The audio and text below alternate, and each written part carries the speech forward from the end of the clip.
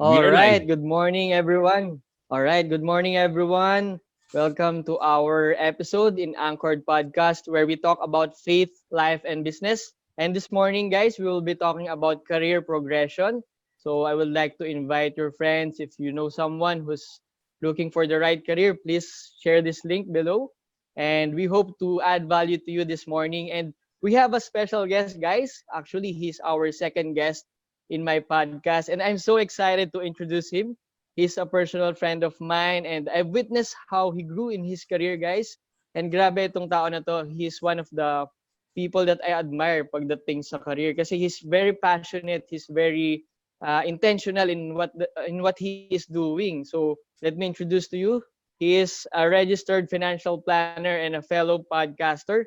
He's also a mentor of mine. Actually, he's mentoring me in a lot of things pagdating sa career. So guys, without further ado, let me introduce to you David Angway. Hi brother, good morning. Hello, bro.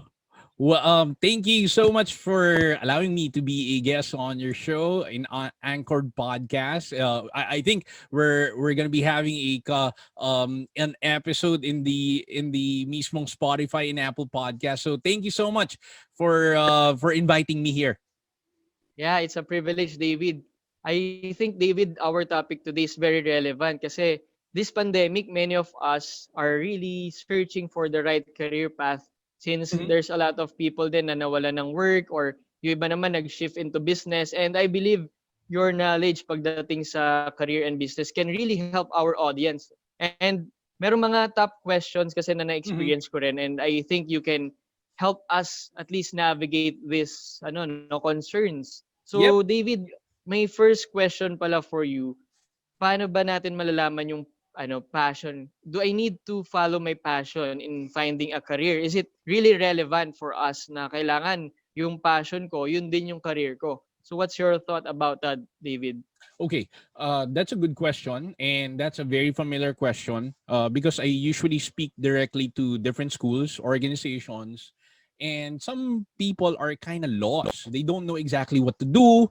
They don't know exactly who to follow, where to follow, and well, technically, passion is something that every human needs. Okay, it's kind of like Yeah. what makes your heart sing.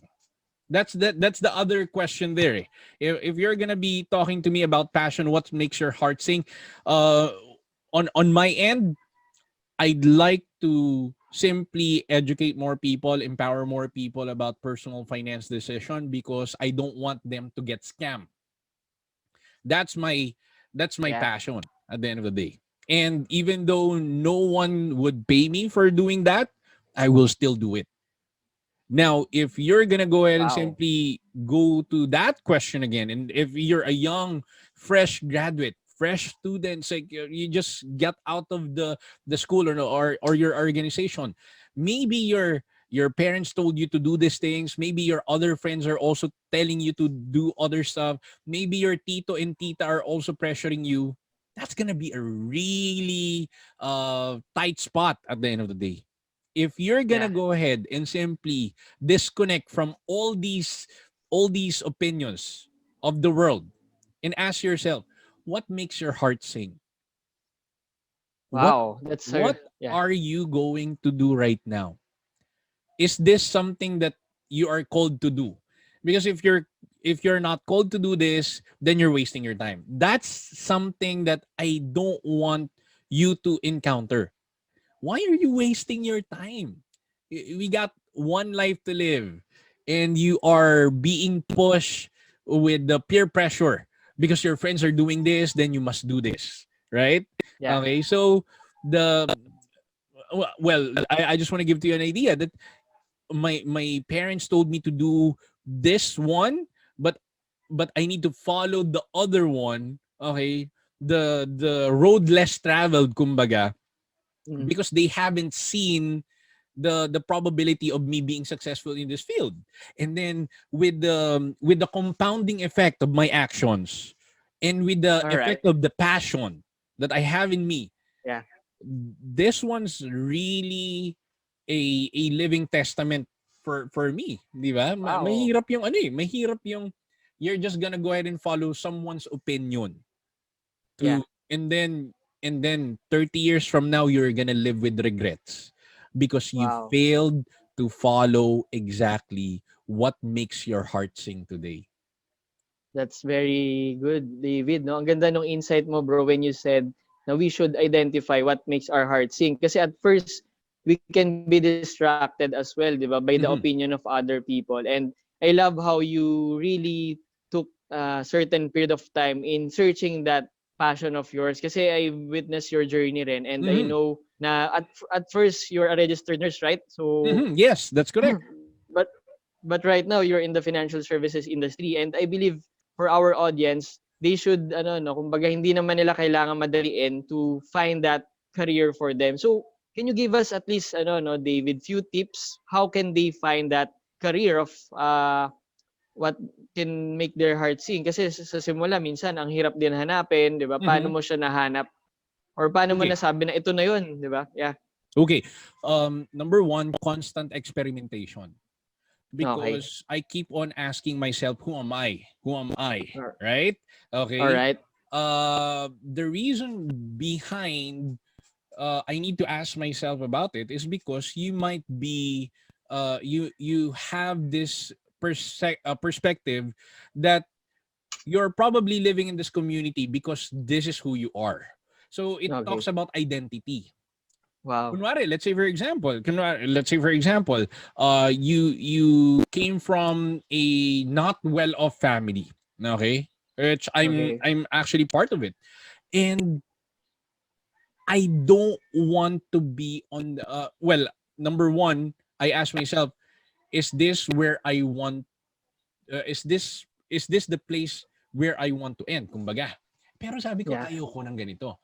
I think I'm being called to do something else, to Okay. be something great, to do something that other people are not willing to do, right? Yeah. And Yeah. that's where the constant experimentation happens. But you need to also have self-awareness. Dave, sino ka ba? Okay. Whenever someone asks me, sino ka ba? Okay, maybe you'll go ahead and simply talk about, I'm the CEO of this, I'm the podcaster of this show, I'm a unit manager Okay. on this level. Okay? Pero at the end of the day, okay, for me there's only two words to describe me. Eh. I'm a value giver. Mhm. Value Wow, giver. that's nice. So if you're gonna probably other people would they would like to collect all the degrees in the world. Okay? Pero Yeah. if well on my end I don't have any problems with that, but if you're gonna talk to me, who are you, Dave? I'm a value giver. Or Yeah. my name is actually David Isaiah Angway. So David for giant slayer, Isaiah for for visionary, and Angway means getting things done. So Wow, grabe, bro. that's also my personal perspective na whenever somebody told me na you're bobo and what, okay, man, I'm a giant slayer, I'm a visionary, and I'm a go-getter. So that reminds me of every single day na, hey, whenever you calling me David, Yeah. it reminds me na I'm a giant slayer, right? Okay, Yeah. your name has a big impact in your career. Your name has a big impact into your mismong level of your confidence as well, right?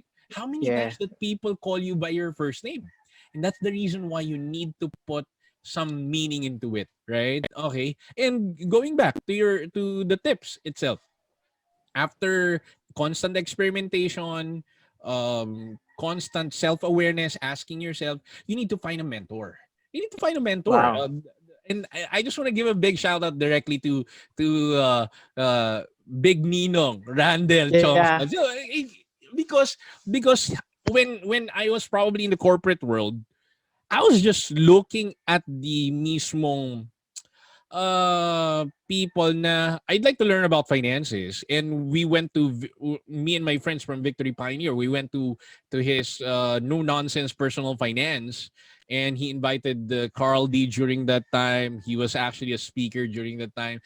So sabi ko, why not go ahead and talk about personal finance in order for me not in order for me to spread the whole value, right? So Yeah. that's the time that I went directly to RFP programs because I would like to be part of the whole thing. I bought his books at the end of the day. because I would like to learn something new, right? Because I Yeah. don't know everything. Eh. All I know, Carlo, during that time was like, I'm a nurse. But as we progress towards our career, bro, I figure out that we need to experiment, find a mentor, and lastly is to ask God for his wisdom. Yeah. God, before I left the corporate, this thing, I need to pray. I need to pray. This is a massive action for me. Should I go ahead and simply become an employee forever, or shall I jump and took a leap of faith and then try to explore something else? That's it. Okay. So this took me years to find that formula. Pero for those people, if you would like to make it faster, I think you need to go ahead and simply ask yourself again and again. Yeah. Okay, is this something that you think that you're giving value? Okay. Okay. Yun. Wow. Thank you, David. I like what ano no you said a while ago kasi ako rin I experienced what you experienced before, and Mm-hmm. siguro ang highlight dun sa sinabi rin ni David, guys, is yung knowing your identity. Kasi if you know who you are, 'di ba, you're a follower of Christ or you're a son or daughter of God, you will go back to your creator kasi siya naman yung nag-create sa atin, and he gave us specific strengths and Mm-hmm. talents as well, and meron tayong specific skills which will lead us to our calling then. I love what David mentioned no, about calling. Kasi Mm-hmm. it's not just about finding a job or career, but it's really knowing your calling where you can add value to others. Kasi if that's your calling, it will be natural for you to add value, especially if that's your strength as well. No? So, and shout Agree. out din pala sa ninong natin, no? Si Ninong Randall. He's Niloloko nga ako niyan eh. Ang tawag nito eh, tito na raw ako eh. Pero ang tawag nito, big shout out okay to yes. the rockstar of uh, Yeah. of the RFP in personal finance. Yeah, I agree. Yeah. Maganda yung sinabi ni David, guys, no, that we should find a mentor kasi those people who went ahead of us can give us the tips kung ano ba yung dapat nating at least iwasan or where we should focus on. So, yeah, I agree with that. And David, siguro in line with what you shared, no, there are people who are also called for corporate. So Mhm. ngayon, paano mo masasabi if you are suitable for corporate or you want to be an entrepreneur or you want to go into business? What are Okay. your thoughts about it? Well, number one, okay guys, not all people are designed for to become an entrepreneur. Okay? Some people were actually designed to be in the corporate. There's no problem with that. Okay? But Mm. here's the thing. Career progression in the corporate is kind of like a massive what do you call this one, dog eat dog world kumbaga. Okay. So you have one ladder, okay, you have one ladder to get there in order for you to be promoted, okay. Okay. And imagine that you do have 500 competitors. Here's Okay. my tip for you. What makes you different? If you can define yourself and set apart yourself directly from the rest of the 499, you will have a better chance to get there to the top and end up being the boss of all the bosses, right? Okay, of all Yeah. these employees. And that's the main reason why, Carlo, I'd like to go ahead and inform them the power of volunteerism. Okay? Wow. If you would like to be promoted, volunteer all the time. Hindi, there's no money on volunteerism eh. Pero there's a connection when you volunteer. That's the networking effect on it. If you would like to be promoted, especially December right now, okay, most likely you guys will have an appraisal. Okay, or di kaya you will be evaluated again. And never ka nag-volunteer. Di ba? So Yeah. paano ka lalapit sa boss mo? Right? In this world, I talked to Ilak Diaz recently, and he told me na the more you give, the more you will receive. He Yeah. mentioned as a social entrepreneur, sinagot siya ng MIT pati ng Harvard. Bro, Wow. Wow. this Amazing. is this is all funded by MIT and Harvard. You know why? Because he would like to learn more, volunteer more, understand more, and do something that other people is not willing to give. And if you're Yeah. in the corporate world right now and you're stuck and you're unhappy, Life is too short to be stuck in that area. Okay? If you're all guys, let me remind you, Right. we're both RFP ni Carlo here. Guys, remember this one. If you are just staying in your job just to pay your bills, man, get out from that location. Yeah. You're no longer progressing. And that's really hard. That's really hard for Yeah. everybody, right? It Yeah. will take a toll into your health. So that's my tip for you. Wow, thank you for that, David. And I would like to add with what you shared, no? Kasi marami sa atin are really doing a particular job just to pay the bills. But you know what? There's always a factor of stepping out in faith. Kasi Mhm. sometimes we are afraid of what will happen if we fail or what will happen to our responsibilities. But there will always be calculated risk na tinatawag, di ba? If you want to Mhm. at least siguro transfer to another job from your current position because you want to find yung tinatawag natin na ikigai. Maybe you can expound on that no, Yeah. later on, David.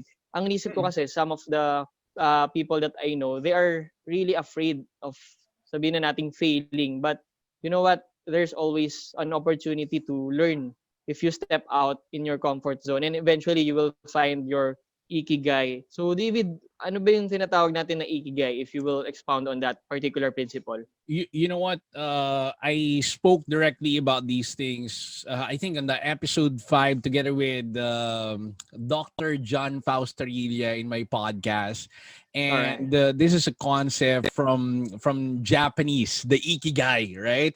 Wherein Yeah. your passion, your life, your purpose, actually, alam mo yun, nagkaroon ng intersection, right? So, guys, how do you find these things? How do you find these things? I'm a young guy. I don't know. I'm just into Facebook. I just keep on scrolling. Or probably you're already a seasoned veteran professional and you're still trying to look forward to that elusive ikigai. Here's what I'd like you to focus on, guys. Okay? The world cannot go ahead and answer your basic question of who you are. What are your what's actually the best part ng mismong ginagawa mo. I think the world can actually help you by simply confirming what you're good at. So let's say Yeah. for example, a lot of people kept on telling me na, you know what, Dave, you know what, you're really good in marketing.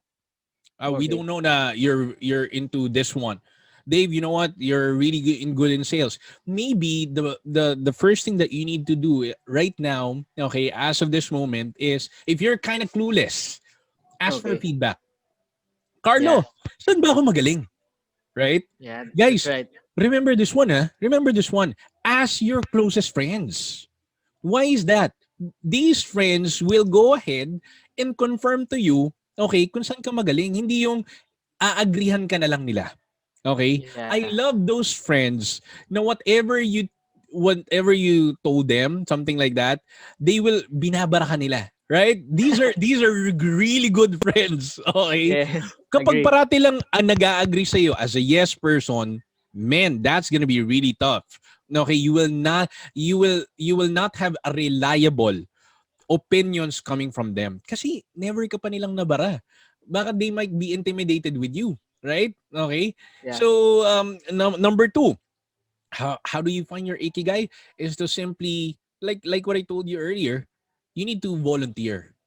You Yeah. cannot go ahead and simply say, what do you call this one? You cannot go ahead and admit the fact that you're really good at this if you never even experience it. Okay? I personally experienced being scammed. I personally Oh. experienced na I got into different people and get connected with them, and then I cannot go and simply say na I'm really good at something if I've never experienced it. And that's the main reason why experience and Yeah. expertise will also play a big role in finding your ikigai.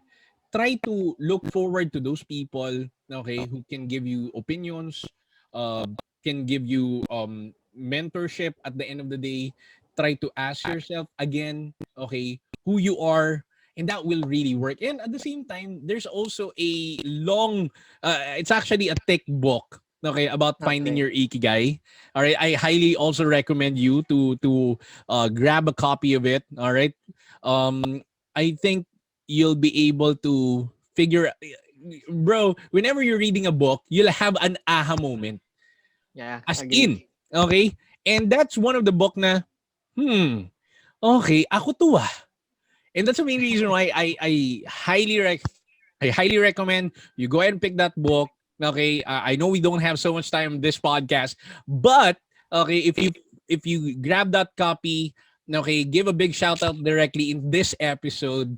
Na you go ahead and get that one in order for you to learn more about your career, your passion, and your purpose at the same time. Wow, that's amazing, David. Thank you so much for your insights this morning. And I believe your tips can really help fresh graduates or even seasoned corporate people to really find their Mm-hmm. purpose, passion, and even their ikigai. And sabi ko nga kanina, this is something na gusto nating ma-share sa maraming tao kasi we don't want them to feel trapped. Kasi ako rin personally, I experienced a lot of things. And when I was in the corporate world, I keep on trying to do other things outside what I'm doing so that Mm-hmm. I can also confirm kung ito ba talaga yung dapat kong i-pursue. And I also love what you shared, no, that you should ask your friends, your closest Mm-hmm. people na pwede magbigay ng feedback. That is why being part of a community is also helpful, no? So if you're still not part of a community, we encourage you to connect to someone even online. There's a lot Yeah. of online communities out there, so you can really ask for help. And I also remember David, one of our good friends, si Coach Mm-hmm. Val Bagios. He mentioned something about strengths, Mm. that if you're doing something you're good at, it's like ano if you're right-handed and you're doing your strength, you're using your right hand. But if you're doing a job that is not your strength, it's like you're a right-handed but you're using your left hand in writing. So sobrang powerful ng story na yun for me. So sabi ko, what is that one thing na alam ko na kapag ginagawa ko, it's really natural for me and hindi ako masyadong napapagod. Maybe you can look for that particular job or task, and maybe Tama. you can do a trial and error somehow, or if you can find a mentor, pwedeng maiwasan yung errors so you can really kumbaga try to do that job na hinahanap mo. Sabi nga nila yung dream job is Mm-mm, something mm-mm, na you're passionate about, and at the same time it can add value to other people. Kasi if it will meet along the way, kumbaga yung ikigai mo, you will mm-mm. really feel fulfilled. You will really find satisfaction in Yeah. what you're doing. And hindi mo mamamalayan yung oras na, uy, tapos na pala yung araw because you're Mm-mm. really fulfilled and energized with what you're doing. I So thank agree. you again, David, for your insights. And I think I would like to invite also my viewers or listeners here in Mm-hmm. Anchor to check your podcast. That's Yep. Driven Today podcast, guys. You can check it in Spotify, even in Apple And podcast. Yeah, by the way, let me add sure, up. Okay, we sure. are already live in Audible. So an Wow. Audible is actually owned by Amazon, wherein they added thousands of podcasts out there. And if you do have some really good subscription, premium subscriptions with Audible, you can already listen to our all our 71 episodes right now. And by the way, can Yeah, I sure. go ahead and simply make some big shout out directly? Sure. Okay, one of my friend and also a the best PT in the world. Okay, All right. Amy Raterta, who's currently watching us right now in Detroit, Michigan. I think. Wow. Okay, hello to all of you. Belated Thanksgiving. All right, and at the same time, John Rick Chang, who's also part of our branch, are also watching. One of my what do you call this one? A former classmate and at the same time former schoolmate. GJ Agulan is actually watching, and Liana Charmaine is also watching. So Wow. thank you so much, guys, for for supporting us right now. This is actually our first time to be live in Zoom, and thank you, Carlo, for being game to do all these things. And of course, big shout out to one of the legend, Coach Balbagios, Yes. who's who got this undying, okay, passion and alam mo yan, parang bang energy to talk Yeah. about strengths, to talk about teams, to talk about all these things. I miss you, bro. I miss you. Okay. Ano ba? Yun Yeah. lang, yun lang. Yun lang for me. Yun lang.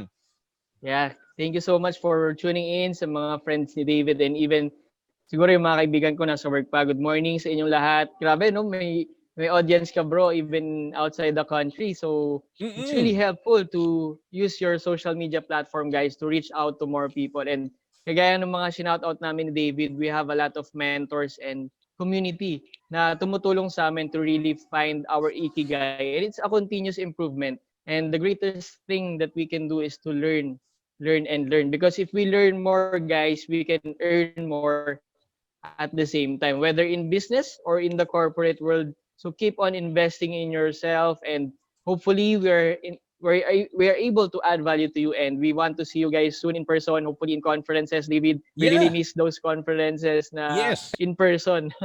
Yes, Yeah, yes, that's correct. And lastly, I just want to give a big shout out directly to all the people from Maynilad. Okay, I spoke directly to a virtual live sessions together with them, and I talk about the the beauty of preparing for the retirement because sooner or later they'll be retiring na. Okay, that's yeah. our audience, and I just want to invite everybody. Okay, as well na soon we'll be releasing the TEDx talk that I made. Okay, Wow. and it will be shareable, okay, directly sa YouTube natin. And thank you so much for trusting me, especially I don't know, bro, going back to Ikigai, I Yeah. never knew that I'll be a TED Talk speaker ever. Wow. I was just Amazing. dreaming about it. I was just dreaming about it.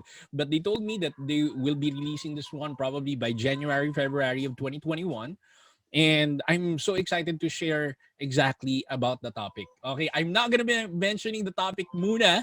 Okay, Sure. pero I'll go ahead and simply surprise all of you guys. So that's it for me. I hope na all of you guys learn something new. Okay, and with that, we're already good. Okay, and Yeah. see you again on. Can you go ahead and invite them again to listen on Anchored Podcast?